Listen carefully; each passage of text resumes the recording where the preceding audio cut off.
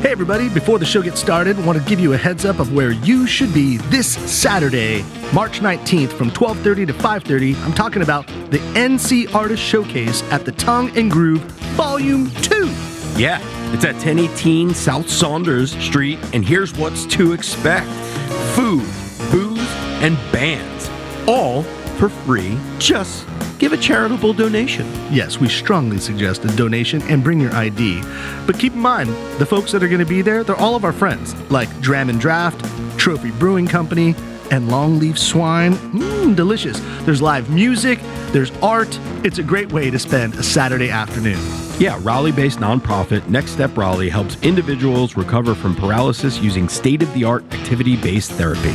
If you want more information, click the link in our show notes or check out our social media. We're promoting it now. So it's this Saturday, the day after tomorrow, if you're listening when the show comes out.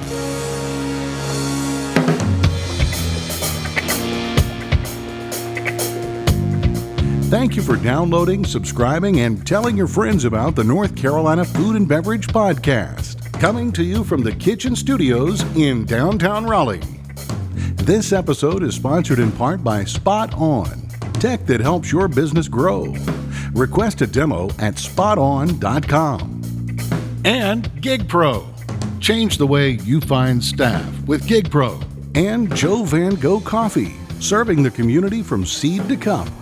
And now, these two couldn't be any less Irish, but here they are, two lucky guys. It's Max Trujillo and Matthew Weiss. All right, hello, and thank you for listening to the North Carolina Food and Beverage Podcast. I am your co-host, Max Trujillo. And I am your co-host, Matthew Weiss, and we are coming to you from, thank you, Marriott Bonvoy Suite here at Charleston Food and Wine. Yeah. High atop, looking out over the water. I mean, the vistas that we've had on this trip are worth the trip alone.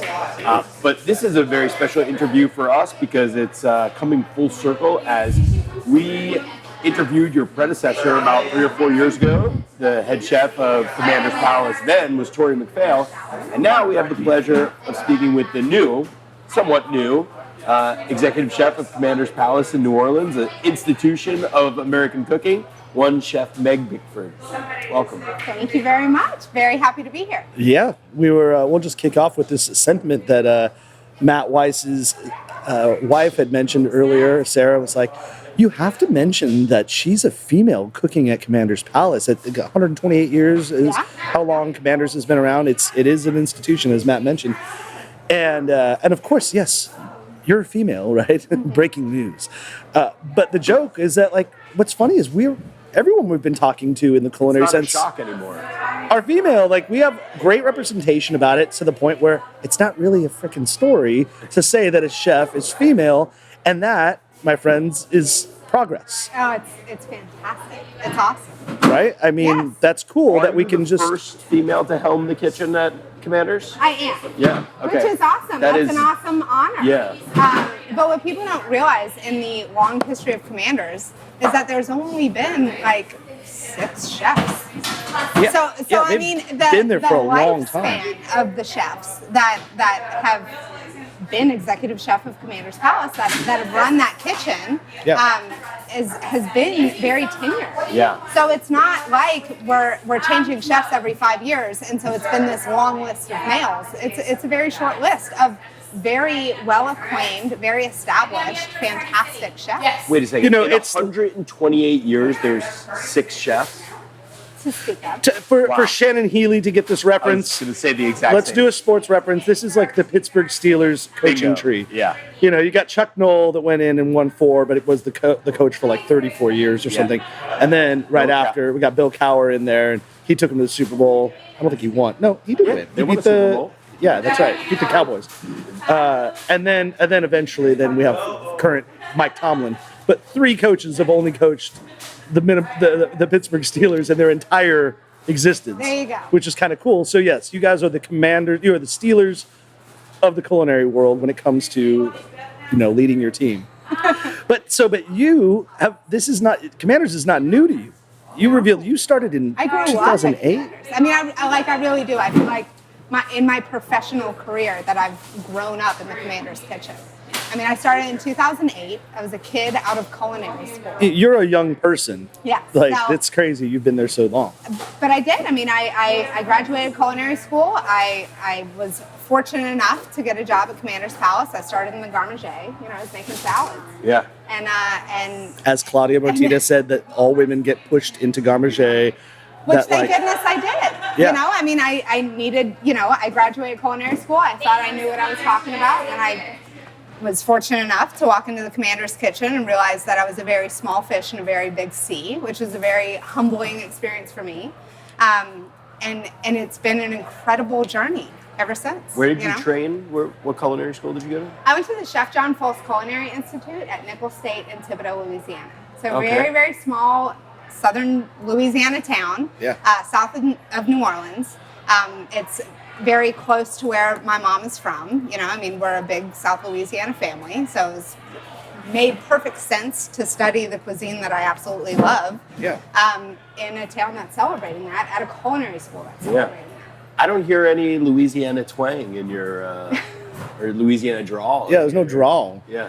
Yeah, come on. I'm gonna Make it take up. offense to that. Yeah, pick it up. I'm sorry. And we're drinking old fashions. I would have thought it surely would have come out by now. Seriously. So explain to us what you're doing here. We'll get into Commanders, but I'd like Sure. to live in the moment a little bit right now. So Yeah. we're here at Charleston Wine and Food. It's been, I mean, for one, thank you to the weather gods. The sun Yeah. god has allowed us to have amazing weather. It's been beautiful and perfect. So we're right now high atop this two-story building, the Marriott Bonvoy Card Member Lounge, presented by Chase. They just let us just take over this space, and now everything's kind of ending. The festivities of Saturday's afternoon are ending. But what did you do today? What brought you out here? Excuse me. So we were really excited to do this wine and food.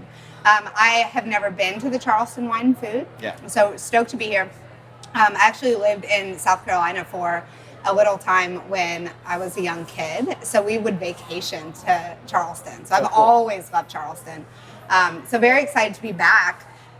But today we served I had to say this a million times today. It was hard to explain to people, but we were going for it. Million and one. We were having fun. So we did an after boil vichyssoise. So it's a chilled potato soup. Yeah. But it's all of the vegetables that you would find in a traditional Louisiana crawfish boil. So sweet potatoes, red bliss potatoes, corn, mushrooms, garlic, onions, like all of that stuff. Blanched it all in crab boil water and pureed it into like a really light, fluffy potato soup. And then we topped it all in our tent. We were literally making cotton candy, and we seasoned the sugar with dehydrated crab boiled pineapple and blue dye because we're Commanders, so we had to represent our aqua blue. And then we topped it with like a powdered sugar shaker of dehydrated Gulf shrimp and crab boiled pineapple. Yeah, so That's it's like wild. it was so cool. I'm amazed that we were able to pull this off, you know, like in Seriously. a tent outside. But we did, it was awesome. So the soup was just really velvety. It came together really nice and had really great heat to it. And then on top, you had this like sweet, overly savory, like cotton candy fun thing sticking out of it. It was bright blue, and so you ate the cotton candy, and then you like drank the vichyssoise, and it was pretty cool. So. Wow. Is that a dish that you guys do there, or you just kind of came up with we that? totally, that was a wild pair that we ran with. And it was Awesome. like, so we're gonna go to an Atta house, and we're gonna work in a tent kitchen to pull this off. And we did. You know, it's fun. It's like you got to show up. You know? And was it just you, or did you have your team? No, I have the executive sous chef of Commander's Palace with me, Jason Wells. Oh, nice. Who is like my mad scientist in the kitchen. Yeah. You know, when it's like we've got these crazy ideas, and it's like, okay, but how do we actually do that? You know? And so he figured that out. So yeah, keeping on the Charleston Wine and Food that we're here, did you taste anything today, or a couple of dishes that were like, oh wow, I have to go back, or I want more of that, or that's going to inspire my next dish? I'm really regretfully say that we were slammed busy Right. So you don't get to all taste morning. the food. Yeah. So we at the tail end of it started to wind down, so we found some kitchen pints and made our way around to at least grab some cocktails, but the lines were too long. Alcohol has not been scarce at No, all. no.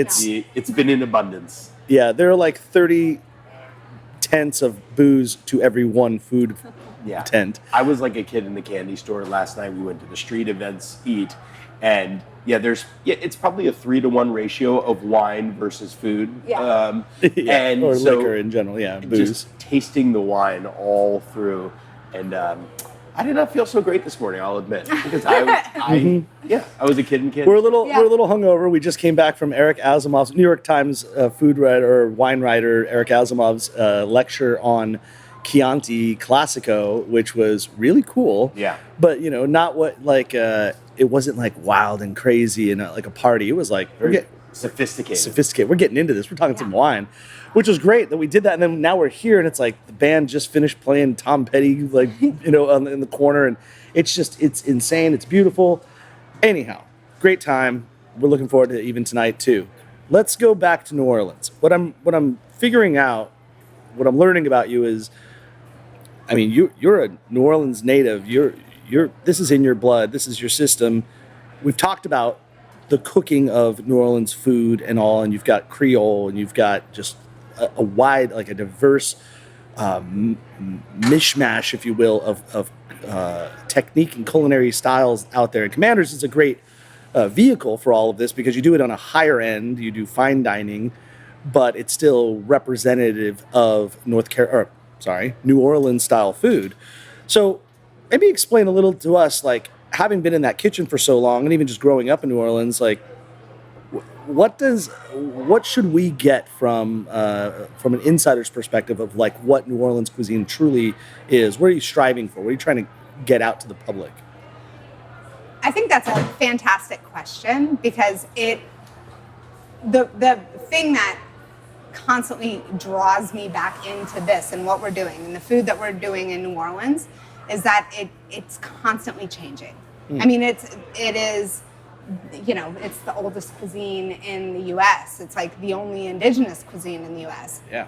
But it's not, and what it started as was this incredible influence of these major cultures, but it's evolving. I mean, our cuisine continues to evolve. Yeah. So it's very old in nature, but it is becoming new and exciting, like over these waves of great chefs through the city, over these waves of great cultural influences into the city. And it's just constantly changing. And so it's like we have this massive umbrella of what we call Cajun and Creole cuisine. What people don't realize is how massive that umbrella can be. Right. So you have, the major Caribbean influence and African influence, that it's very obvious. You have this classic French and Spanish influence that is very obvious. But as our city grows, and it's who we are to accept, the city of New Orleans is incredibly accepting of so many different people. Yeah. And, we had the Vietnamese settle in South Louisiana, maybe 2 decades ago. And they're incredible fishermen. And so what are we watching these people do? And we're literally watching what these people do and like just taking and embracing that. And our cuisine is changing so beautifully with that influence. So I think that's cool. It's so beautiful to think that we're not done baking this culture. It's ever growing. Oh, it is ever evolving. And that's Commanders, that is our constant goal, is to evolve with our cuisine, to express it, to explore it, to celebrate it, because and especially right now in New Orleans, it's a really exciting time. Yeah. And people are doing really exciting food, and so it's like we've got to push that boundary and we've got to get to the depths of all of that. And it's well, let me put you on the spot a little bit. Have you incorporated any Vietnamese style food into the menu currently, or is that something you're working on? All the time. Oh yeah? Yes, because and that's kind of, to me that's such a cook thing to do, you know what I mean? Like by soul. That's not, it doesn't have to be a chef thing. It doesn't have to be it's just like, what kind of food do you like to eat? Yeah. And and so we do absolutely explore those flavors. So in your traditional, or what would be considered Creole Cajun cooking, you're now introducing Southeast Asian spices and stuff? Absolutely. Like what? What are you we use tons of miso. We use tons of toasted chilies. We do, it's the flavors that they use and the way that they use it and their techniques are incredibly similar to ours, and the way that we embrace heat, and the way that, you know, and the way that we celebrate seafood and things like that. So it's like a beautiful marriage. I mean, it's incredibly easy to do it, you know? That makes sense, yeah. So that leads me to craveable food, you know? It's what? Craveable food, so craveable. Yeah, when Southeast Asian cooking is done right in an elegant way, or an elevated way as well, there's nothing better. It made me think of, like yesterday when we went to we were doing the Street Eats event. It was at Holy City Brewery. And the first thing that I ate was something that they were making, which was the Filipino breakfast. That's what they called it. And it was like rice with pork and like an egg that was like tossed into it. And like you look at it, it looks kind of simple and it looked kind of messy and it didn't look like pretty. But I took a bite and it's just like, oh my God, it sang to me so well. Yeah. Hey everyone, just a quick break from today's show as we are coming to you from Charleston Wine and Food. Having a fantastic time out here, but want to take a quick break just to talk about some of our fantastic sponsors that help keep our lights on for the show. Yeah, and looking around at all this technology and people trying to streamline things with a huge event like Charleston Wine and Food, I'm thinking who could really help them for the 2023 version is Spot On, working with you, for you. Whether you need simple mobile payment technology or a fully integrated restaurant management system, Spot On will work with you to customize the right set of tools for your business. And as those needs evolve and your business grows, like Crafton 2 and 3, we not only have the existing technology to support you, but are constantly innovating to help your future-proof your business. So, call Tanya Manibo. It's 858-213-7820. Tanya is a local rep. You can also email her, tanyam@spoton.com. That's TANYAM @spoton.com. And we're in the town where it all got started for GigPro. That's right, GigPro got started out of Charleston with Chef Ben Ellsworth, but GigPro is calling all restaurants and hospitality owners, managers, and employees. You get to know GigPro because they're changing the way people work and hire. We're not just filling shifts, we're bringing instant solutions to the table for the entire industry. So businesses right now, sign up and get your first gig on us. First gig free from GigPro when you use the gigpro.com/NCFB promo code. And for the pros, get $5 off for everyone you refer. Learn more about the app, their mission, and sign up for free on gigpro.com. So getting back to the Commander's Palace, I want to get like the inside baseball here because from an outside perspective, I would think, you know, like, oh, you become the chef and you were kind of groomed, right? You've been there since 2008. They obviously sort of tapped you to be that. And I'm thinking, oh, well, so they want you, obviously you have to maintain standards, but there's probably like, you know, Max said, oh, when he was there, he had the turtle soup and there's other menu staples that you have to maintain. But what it sounds to me like is you're really pushing the envelope with new dishes. So how does that work with your product mix? Do you just get to put those in specials, or have some dishes you came up are now on the menu? No, I mean, so our co-proprietors of Commander's Palace, T. Martin and Lally Brennan. Right. T. Martin is an wickedly talented and incredibly smart woman. I mean, she is a businesswoman through and through, and I'm just blown away by her all the time. I know damn well that woman just wanted to be a chef. And her mom, Ella Brennan, was phenomenal, but we all used to joke about Ella that like Ella knew everything about food, but she didn't own a pot. You know what I mean? Like she didn't cook, but she knew everything about food, and she could tell you what was right and what was wrong, and what tasted good and what needed more salt. You know, and so T grew up in that household and in Commander's Palace, and T wanted to be a chef, and Ella said, use your brain. And go get a business degree, and she got 12 other after that. Right. But understand how to run this business, but you have to know the food. And me and T and my entire team, I mean, we just sit and we talk about food, and that's all we want to talk about. That's cool. And it is so cool. It is so cool to have an owner that just wants to like rap about food. And like, I mean, I get homework. Like I get stacks of menus and newspaper rippings and magazine rippings and stuff laid on my desk. And like it's what's on trend going on around. Or just like, I ate this was great. Or what are they doing here? Or this was awful, or whatever. But it's just, it is so cool. So I mean, yes, Commanders, our turtle soup is awesome in my opinion, and it's been around forever, and we are cooking the same recipe that we cooked in the 70s. Yeah. And we're going to keep doing that. Yeah. But we feel in no way reined in by the Commander's classics. It's like our menu's big enough that we can do whatever we want, and we absolutely feel like we can do whatever we want. Our goal is to push the envelope, to embrace all of it, to be on the leading edge, you know? And if we were in the mindset that, okay, well, we have to do the turtle soup and the bread pudding souffle, and it's like, these are our safe things, and we've got to do them because everybody loves them, then we wouldn't go anywhere.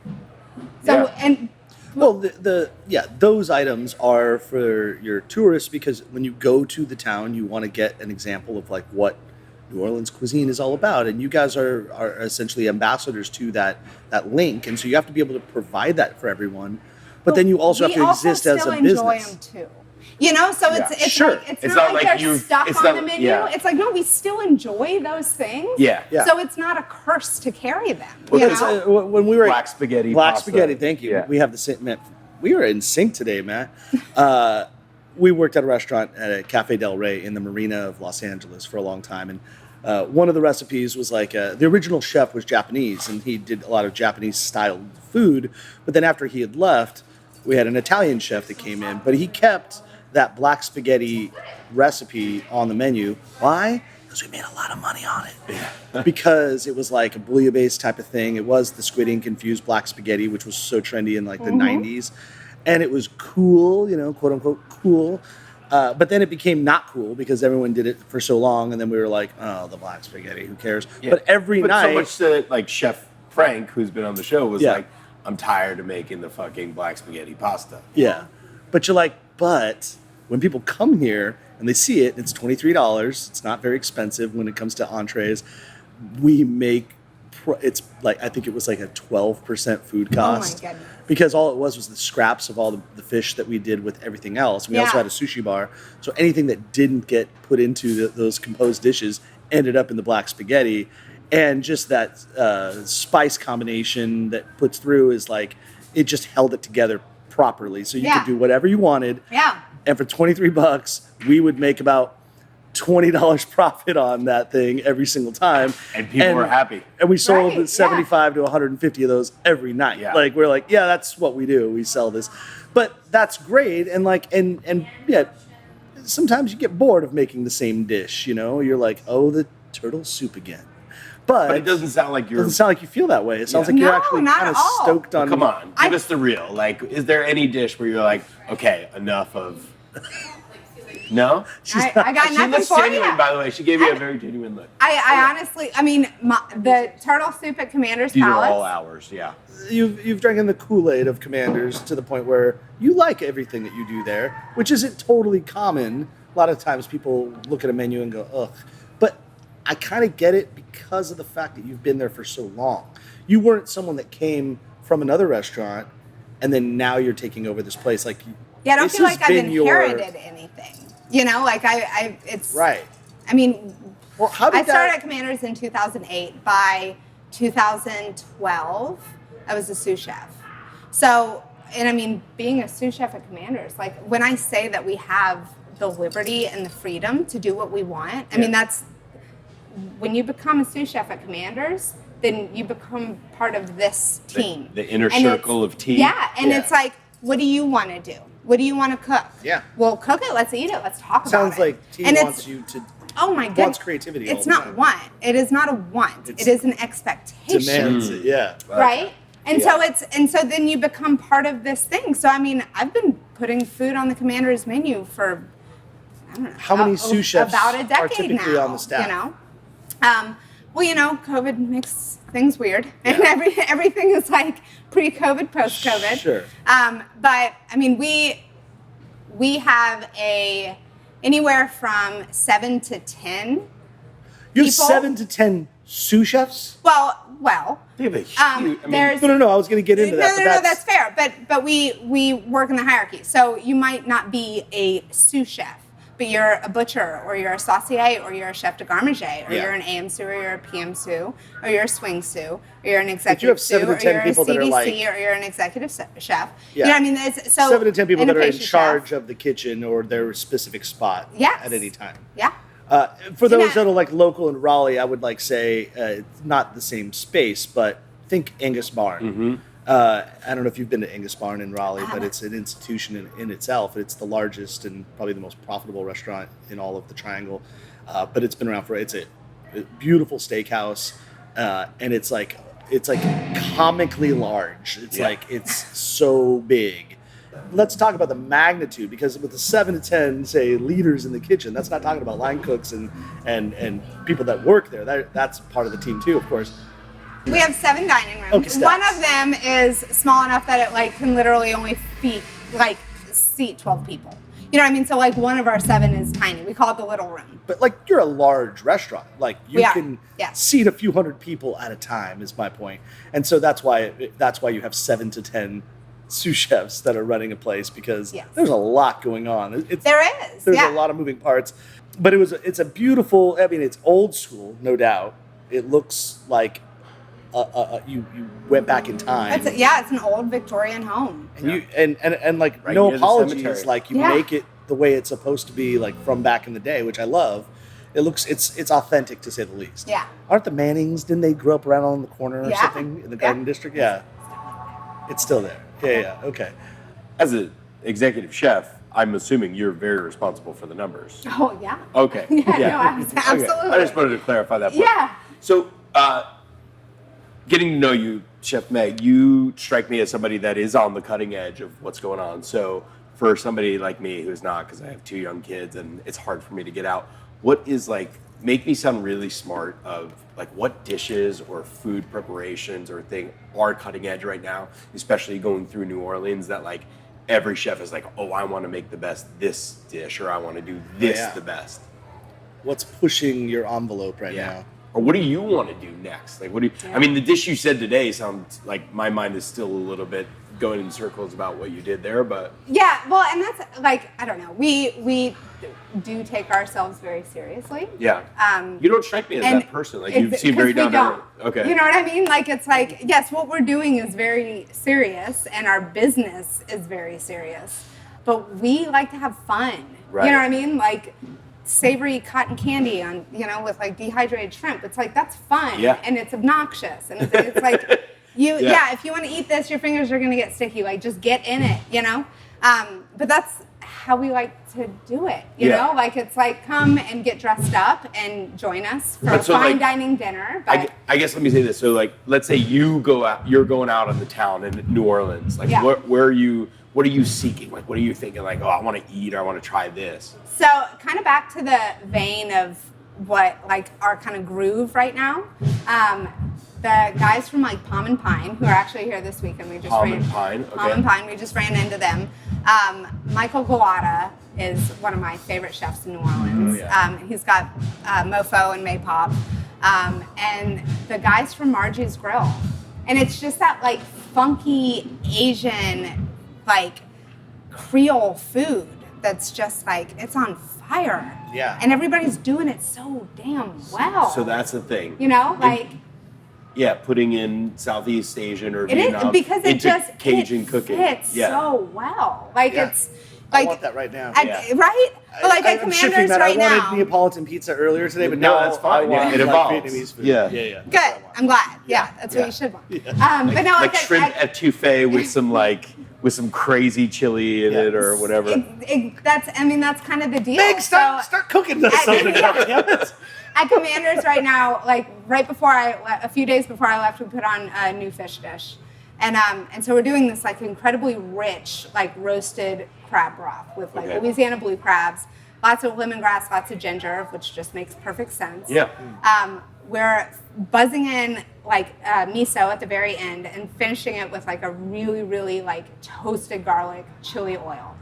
It's a beautiful seared fish that we're lacquering with this Creole mustard, honey, and deep toasted chili glaze. So it's Creole mustard meets That just toasted sounds chilies amazing. and garlic and like this rich crab broth and like grilled bok choy and some toasted farro, and it's just like you want to get in the bowl. You know what I mean? You're making me understand New Orleans in a whole new way, and I love it. I love thinking that that's where it's going. It all makes sense, and it's like, you know, our produce that we're using, it's all coming from like the North Shore. It's all like locally fed stuff, you know. Yeah.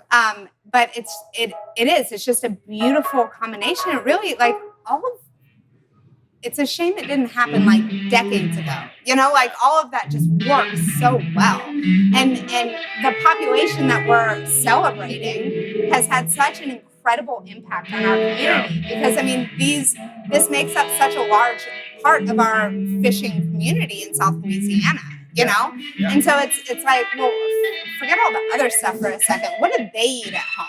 Like, they do the crabbing and the fishing and all that kind of stuff. Like, so what are they doing with that stuff? Like, that's what we want to eat, because they are our community. Yeah. You know, like, it's not, they're not just passerbys. Like, no, this is like, let's embrace this. Right. And the city is so about it, you know? It's an exciting time. It's really cool, and it's it funky. Just makes so much sense, because that's what like being Creole is all about, right? That's exactly the point. Yeah. So, and it's just a new inclusion in the whole Creole culture. And it's going to keep happening, which is so exciting. Yeah. It's the fact that this journey isn't going to end. This very old cuisine, whatever. It's like there have been so many influences, and every time, like, thank God for the Germans, and like that's where we're getting all of our sausages and everything that we embrace that way. You know what I mean? Thank God for the Irish. You know, some people might scratch their head at that one, but is that it's just very exciting, and our Cajun Creole cuisine has just been such a melting pot since the beginning.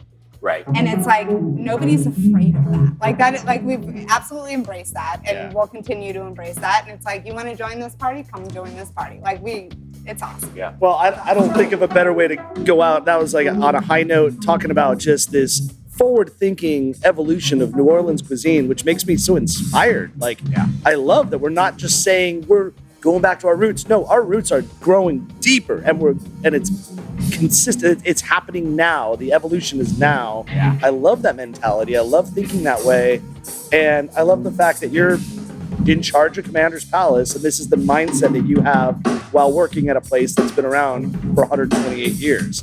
So thank you for being on the show. I have an incredible team of people that everybody's just hungry and excited, and like the city's just on fire right now. It's awesome. It's very inspiring. Yeah.